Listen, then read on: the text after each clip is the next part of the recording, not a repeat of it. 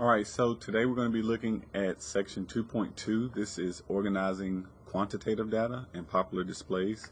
So the objectives are listed here. Organize discrete data in tables, construct histograms, continuous data in tables, construct histograms of continuous data, draw plots, identify the shape. So you got some definitions here.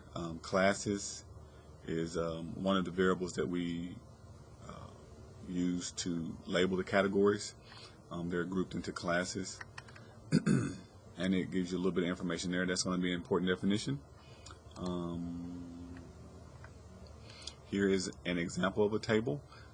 So the number of arrivals at Wendy's within 15-minute intervals, and how many customers. So what they do is they say 1, 2, 3, 4, all the way up to 11, and how many visited. And you got a frequency and a relative frequency for each of those. From there you can construct a histogram, which is just a bar graph with the height being the frequency or relative frequency of each of the classes. So here that would be, and these normally go in order, so there's some meaningful order with the data. Going up the number of customers, it makes sense to count 1, 2, 3, 4, 5, and then the heights just match the number of customers for that category. So definitely read up on the lower limit, upper class limit.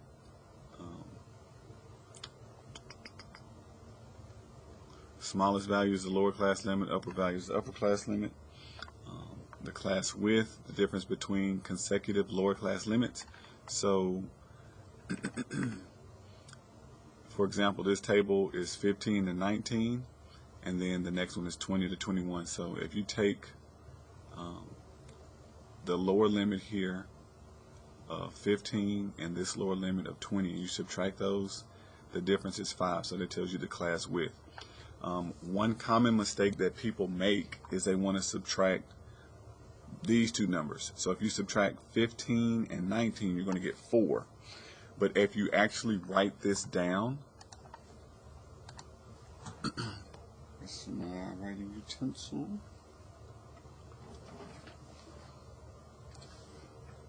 (15 to 19) is going to show you there's 5 numbers there. Summary.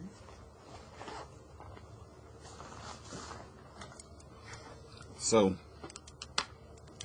they tell you to subtract the lower limits, but if you write 15, 16, 17, 18, and then 19, you can see that there's 5 numbers, 1, 2, 3, 4, 5. But if you were to subtract 19 from 15, you would get 4, which is incorrect. Okay, this is not right. So it tells you to subtract back-to-back lower limits. So 15 was 1, and the next one went from 20 to 24. So if you just subtract back-to-back lower limits, or you can subtract back-to-back upper limits, that tells you the class width. Okay, so be careful with that measurement.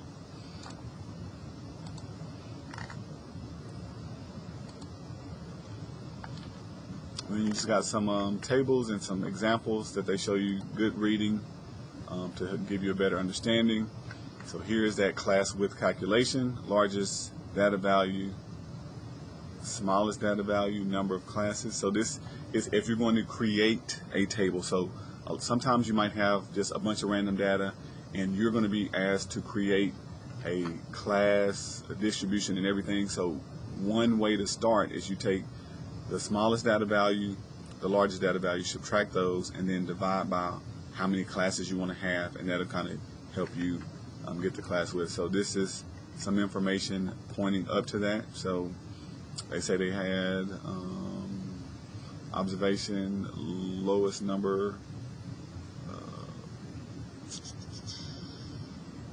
50 to 60. So they're just telling you to decide there should be about between 5 and 20 classes. And they use some data. Here's what they had: biggest value, smallest value. They divided by 11. They got 23. and so they're going to round up and use 25 as a class to get some more. So round it appropriately to make your table. And then here we got some more examples and distributions that they're just showing you. You can make a dot plot, which we can use this. We can do this with technology as well. And then there's different shapes of distribution. So there's uniform, which is just straight across. Everything has the same height. There's a bell shape, which is this one, kind of goes up and comes down like a bell. Skew to the right. Skew to the right means the tail is telling you where the tail is. So if most of the data is here, so let's say a bunch of people take a test and maybe everybody does really bad, so their grades are low, but maybe a couple people score really high. When you do the class average, it's going to pull the average to the right. So that's why they say skew to the right. It's telling you what's happening to the average because of the outliers. And then you have skew to the left. Skew to the left is where the long tail is on the left. And similarly, you have a bunch of high values. You have some really low values, a few of them, and they pull the average down, making it look like it's going smaller than what it should be. So that's skewed to the left. And then that will kind of wrap up the overview. So we'll jump over to my math lab and do some practice problems.